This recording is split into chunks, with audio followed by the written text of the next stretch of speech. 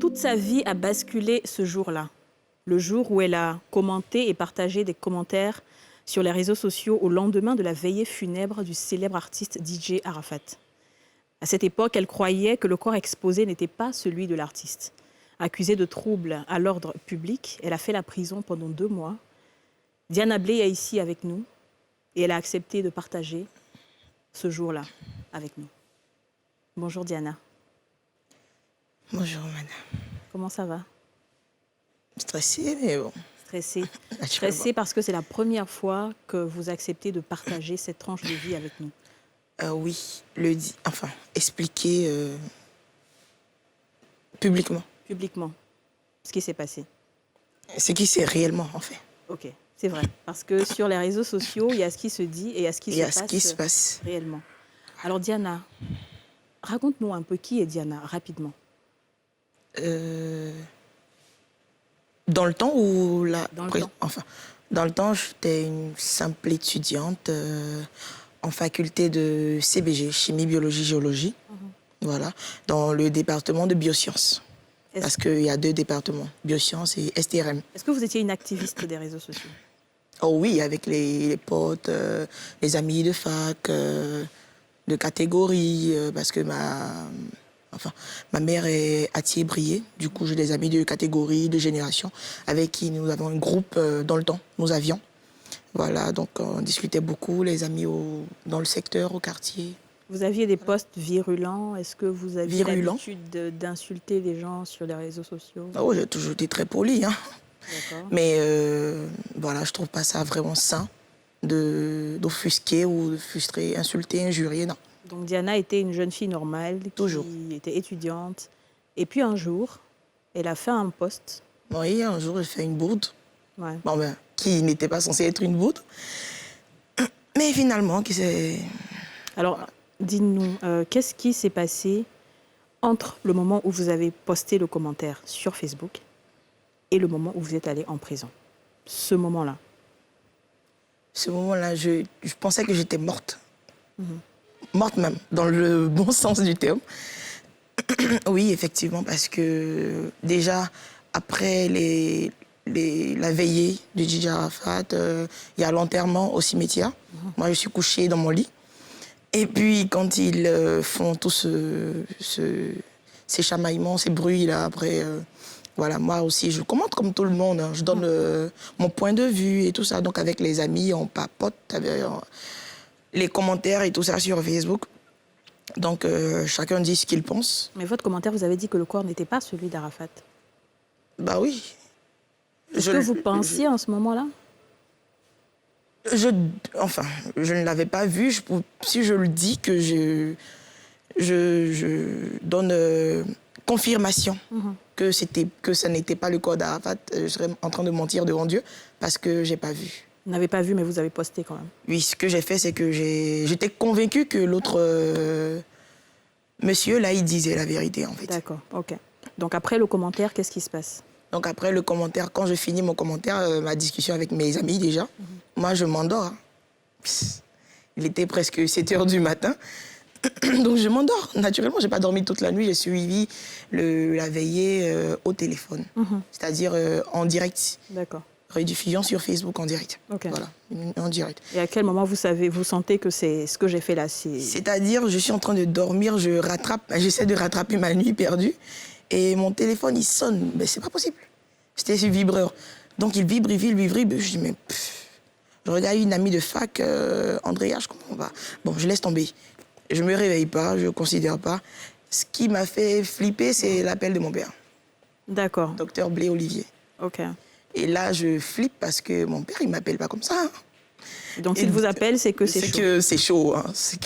Et qu'est-ce qu'il vous dit? Il vous dit que vous êtes recherché? Il dit, mais qu'est-ce que toi t'as fait encore? Diana, c'est pas possible. Je m'agresse comme ça, je viens de me réveiller. Mais ta photo est partout. Actuellement, en Côte d'Ivoire, t'es recherché par la police. Alors là, je me lève du lit. D'accord. C'est là que... Enfin, c'est à ce moment-là que je me rends compte... Vous vous rendez compte de la gravité? Non, pas de la gravité encore. Ouais. Mais plutôt qu'il y a un problème. Okay. Mais je me disais que, sincèrement, séance tenante, que c'est un petit problème qu'on pouvait régler. Je partais, je m'expliquais, puisque je me reproche rien. D'accord. Donc, Et quand vous êtes parti? Non, je ne suis pas partie directement. D'accord. À quel moment? Séance tenante, je ne vis pas avec mon père, déjà. Je vis avec ma mère. Et puisque ma Là, mère on a une était... photo de quand vous aviez 18 ans. Oh oui, ça, j'avais 18 ans. C'était une sortie avec mes frères, mes cousins. Donc, c'était une sortie à la plage. Vous ne saviez pas en ce moment que vous allez partir en prison. Non, là, j'avais 18 ans. Quand je partais en prison, j'avais que 23 ans. Et donc, quand vous vous rendez à la PJ, c'est à la PJ? Oui, c'était 4 jours après. Voilà, après que mes parents aient pris le temps de réfléchir à ce qu'il fallait faire. Et puis, bon, finalement, nous avons décidé de nous rendre à la PJ. Parce que je me disais sincèrement, peut-être que si je m'explique, c'est désolé, j'ai copié, j'ai collé. Vous avez vu, ça paraît 2 fois dans le même commentaire. J'ai copié, j'ai collé sur... Je me souviens bien du monsieur qui avait posté. Je l'ai même notifié à la PJ. Mais ils n'ont pas cru votre version. Voilà, ils n'ont pas cru ma version.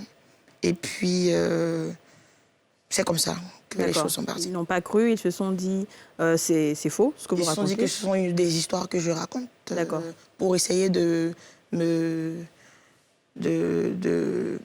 Et vous partez en prison? Oui. Vous partez en prison? Pas sur le champ. Je fais 2 jours à la PJ déjà. D'accord. J'ai passé une nuit là-bas. Et vous êtes ensuite déféré? Et je suis ensuite déféré. Alors, est-ce que vous aviez déjà une idée des prisons? Est-ce que vous avez une famille qui est en prison? Oh non, jamais. J'ai jamais eu un parent en prison. Enfin, je n'ai jamais rendu visite même à quelqu'un à la Maca. Donc, je sais même pas où la Maca est située déjà. Ouais. Bon, c'était avant ça. C'est ça, bien sûr. Et quand vous arrivez à la Maca pour la première fois, le choc. Non, mais quand qu'est-ce qui vous frappe en premier? Quand j'arrive à la Maca, déjà, je vois un grand mur, on dirait un stade. Je dis, c'est où ça? Et il faisait déjà 23 heures. Quand on me déférait, c'était tard dans la nuit. Voilà, donc j'étais seule déjà dans le véhicule que les prisonniers déjà appellent Air Maca. Air Maca, oui. L'avion, le jet privé des prisonniers. De la Maca, ouais. Voilà, Air Maca. Et je suis arrivée et puis on ouvre le grand portail. C'est quoi ça? On dirait un truc plein de serrures là. Et j'ai dit, franchement, c'est vraiment pas à la maison. Vous étiez dans un bâtiment avec combien de personnes à peu près? Je ne peux pas vous dire exactement avec combien de personnes dans un bâtiment, mais dans ma cellule, je peux vous dire, c'est dommage pour une toute petite cellule comme ça. En tout cas, elle est toute petite pour garder de nombreuses personnes. De nombreuses, c'est-à-dire près de 50, 60 dans une cellule. Dans une cellule qui ne faut même pas 250 mètres carrés. Quels sont les éléments qui vous ont marqué? Qu'est-ce qui vous a le plus choqué dans votre passage à la Maca? Ce sont les conditions de vie. Vous mangez combien de fois par jour? Bon, moi, personnellement, je mangeais 1 fois par jour. Une fois par jour. Et c'était quoi comme repas? Oh, j'aimais bien la tata qui m'avait pris sous son aile. Elle faisait bien le riz au vermicelle. Voilà. Il y avait d'autres... Est-ce que les gens à la Maca, les femmes, savaient pourquoi vous étiez là? Oh oui, tout le monde savait pour que j'arrivais. Ça vous a pas attiré un peu de méchanceté, de problèmes? Des menaces. Oui, des menaces. Mais pas de toutes les façons, les menaces, c'est toujours agressif. Mais pas d'agressivité corporelle, en tout cas. Mais elle m'avait dit, 1 semaine après mon arrivée, ou 2, je crois, quand on a su que tu venais, on s'est dit que quand tu venais, on te ferait la peau. D'accord. Mais quand on t'a vu entrer dans la cellule, on était convaincus que tu étais innocente. Est-ce que vous avez... Et ça m'a fait chaud au cœur. Bien sûr, bien sûr. Et est-ce qu'il y avait des femmes qui étaient peut-être là-bas pour des délits mineurs, des enfants? Des délits mineurs? Mais vous n'êtes pas sérieuse. Moi, j'ai vu des bébés de 8 ans, 9 ans. Des bébés? Moi, je considère que ce sont des bébés. Ouais. 8 ans, 9 ans. Et je lui demande, là-bas, on l'appelle carrément la mineure. Elle a 8 ans. Ouais. Et je lui demande, parce que moi, je suis beaucoup maternelle. Même avant ça, dehors, quand je vois les enfants, je ne les connais pas, mais quand j'ai des jetons, j'aime bien les partager. J'aime beaucoup les enfants. Voilà. 8 ans, donc je lui demande, toi, viens. Elle vient. Dans les escaliers de notre bâtiment. Je vous signale, les femmes n'ont qu'un seul bâtiment. Wow. OK. Et donc, je lui demande de s'approcher et puis elle vient. Je dis, mais pourquoi tu es ici? Qu'est-ce que tu as fait? La petite est là parce qu'elle a volé 3000 francs. Waouh. Waouh. Ce que quelqu'un dehors pouvait rembourser, La petite. terminé. Quand vous sortez de prison, vous vous rendez compte que vous êtes enceinte? Oh oui, quand je suis... Non, pas tout de suite. Hein. Quand je suis sortie de prison, tout le monde voulait fêter. D'accord. Et puis après, voilà. 2 semaines après, on a vu que quelque chose n'allait pas. Et puis, nous sommes allés à l'hôpital et puis le docteur me dit « Félicitations, Vous êtes vous êtes enceinte. enceinte de 7 mois. » Waouh. Alors, moi ce que vous m'avez dit aussi, c'est que vous avez eu des séquelles psychologiques. Oui, Aujourd'hui, vous avez une psychologique. crise de nerfs que vous faites. Je fais des crises de nerfs. Vous perdez conscience Je perds conscience en tout étant étant éveillé. éveillé. C'est-à-dire que vous pouvez aller dans un endroit et vous vous perdez. Non, c'est-à-dire que quelque chose de concret. La dernière fois, j'étais dans le taxi avec ma mère et apparemment, j'étais en train d'ouvrir la portière, je voulais sortir. Pendant que la voiture était sur l'auto, en partance pour Yopougon. Et tout ça, c'est ce que la prison a déclenché chez Oui, vous? parce que je n'avais pas ça. Je suis née avec l'asthme qui m'a laissée à 16 ans, 17 ans. Et quand je suis sortie de là, j'ai commencé à faire des cauchemars. Vous avez des cauchemars constamment? J'ai des cauchemars toutes les nuits. Je me réveille, là je suis devant vous, mais je ne dors pas, je n'ai pas encore dormi depuis 1h du matin. Waouh. Diana Blé, merci beaucoup d'avoir partagé avec nous. Est-ce que vous avez un regret aujourd'hui? Regret, c'est pas vraiment un regret, parce que j'ai la conscience tranquille. Ok. J'ai rien fait. Mais j'ai un gros cri de cœur Dites-nous.